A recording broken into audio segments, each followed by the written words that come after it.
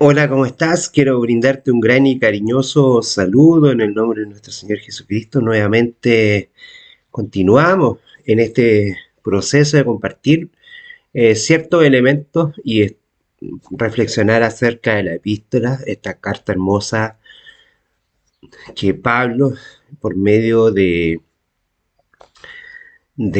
Priscila, seguramente está escribiendo a la gente en Roma.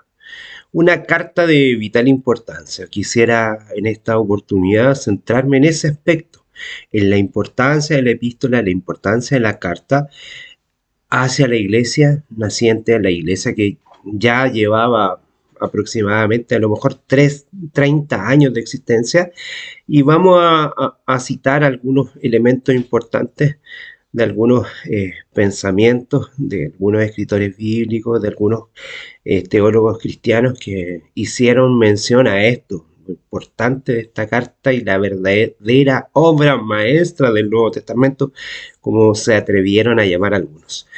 No sin antes pedir la dirección del Espíritu Santo, porque dentro de esto es fundamental que el desmenuzar esta hermosa carta nos lleve a reflexionar y a tener un encuentro con la persona de Jesucristo. Eso por todas las cosas. Así como el escritor bíblico, quien se emplaza por medio de Priscila para compartir este mensaje desde supuestamente desde Éfeso, está compartiendo este mensaje para una pronta visita a Roma y dejarse guiar por el Espíritu, así tú también puedas dejarte guiar por el Espíritu Santo y entender la relevante, lo importante que es vivir por medio del Espíritu. Vamos a pedir la dirección del Espíritu Santo por medio de una oración. Te invito a que puedas estar con nosotros. Querido Señor, te agradecemos la importancia por esta carta, como a través de esa trascendencia de lo que quisiste decir por medio de tu siervo, de tu apóstol, a la iglesia naciente en Roma, también en nuestros días se puede dirigir de igual manera. Ayúdanos, Señor, porque creemos que esta carta, desmenuzándola desde cada uno de los aspectos, podemos comprender y fortalecer nuestra fe por medio de ello. Todo lo pedimos por tus méritos, Señor. Amén y amén. Bueno, vamos a entrar en el tema porque es lo que nos concierne, ¿verdad? Quiero señalar un poco acerca de la importancia de esta carta. Para poner en perspectiva el relieve de la inmensa importancia tanto intelectual, doctrinal, si bien hacíamos una mención de que no era el fundamento la doctrina de lo que está presentando Pablo acá, sino que de una manera práctica y de una forma relacional está haciendo una interpelación a aquellos que con sus vidas querían provocar ciertas situaciones en la iglesia naciente de Roma. Entonces, vamos a ver que en una importancia tanto intelectual, doctrinal y de manera práctica, esta carta toma una relevancia importante para la gente en Roma, para el pueblo naciente cristiano en Roma, tanto aquellos que eran de origen judío como de aquellos que eran de origen gentil. Lo mejor que podemos hacer es entrelazar y entresacar algunas de las apreciaciones señaladas por varios siervos de Dios. Eh, por ejemplo, lo que cita el doctor Griffith Thomas en su valiosa exposición de Romanos, él mismo expone en acertadas palabras el valor intelectual, histórico y teológico, tanto de un aspecto espiritual y práctico del libro, ¿cierto? Y en curso de sus observaciones nos dice que Juan Crisóstomo hacía que se leyesen todas las semanas, hacía que esto fuese posible. O sea, todas las semanas en el estudio devocional de los primeros patriarcas, los primeros cristianos, se dedicaban de lleno a estudiar la carta a los romanos. En segundo lugar, Lutero lo llamó el libro más importante del Nuevo Testamento. Imagínate. Y añadió, es la verdadera obra maestra del Nuevo Testamento. Ni siquiera estaba hablando de los evangelios, que es donde se presenta la persona de Jesucristo, sino que para Lutero, la perspectiva desde la doctrina de la justificación por la fe, en la fe de Cristo, acá nosotros estamos viendo una obra maestra del Nuevo Testamento y el más puro evangelio, digno de que un cristiano no solo lo aprenda de memoria, como en palabras de Lutero, sino que también tenga trato diario con él. O sea, una de las invitaciones en este caso, por un lado tenemos a lo que hacían los primeros cristianos en la época patrística, que estudiaban semanalmente el libro de Romanos, y por otro lado tenemos a Lutero señalando, invitando a que por lo menos diariamente se leyera una porción de la carta a los romanos. Eso te va diciendo que sea un evangelio muy importante lo que se está presentando acá, considerándolo como el pan cotidiano del alma humana, un referente importante. Por otro lado, un poeta inglés de apellido Coleridge dice: el libro más profundo para el alma humana, el libro más profundo que existe. Recuerda que dentro del canon bíblico es uno de los libros que también están insertos en él. Mientras que el teólogo alemán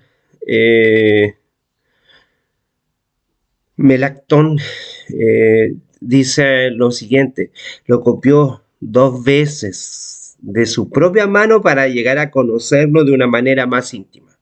Tienes a Lutero, tienes a Crisóstomo, tienes a Coleridge, tienes a Melanchthon, que te invitan a tener una experiencia muy cercana con la carta de los romanos. Por otra parte, la renovada comprensión provocada por el avivamiento espiritual en distintos lugares juntamente con la carta de los Gálatas motivó el movimiento reformador del siglo XVI y prestó fuego a los avivamientos evangélicos en el siglo XVIII y XIX en Gran Bretaña principalmente y en los Estados Unidos. John Wesley, quien llegó a fundar el movimiento metodista, sin él buscar una separación de las iglesias, instaló el discurso centrado en la carta a los romanos. El doctor David Brown comenzó a estudiar este libro y hizo un comentario muy importante. Mientras que toda la escritura ha dejado una impresión indeleble sobre el mundo cristiano, señalaba él, quizás no será exagerado decir que, aparte de los evangelios, la fe del cristianismo en sus mejores épocas ha dedicado más a esta epístola que a ninguna otra porción de todas las porciones de la escritura y de los oráculos sagrados, tanto por la precisión y la fuerza que tiene de los conceptos y las expresiones para la espiritualidad y el ardor que lo caracterizan. Desde luego, la importancia a considerarse, subrayar con todas estas personas en ese sentido, llamados a estudiar los evangelios, a estudiar el libro de los Hechos, a estudiar el libro romano, como los primeros cristianos lo hacían, nosotros en nuestra etapa, en nuestra vida, nos señala que la fe, una vez para siempre, es entregada a los hijos de Dios, a los santos del Altísimo.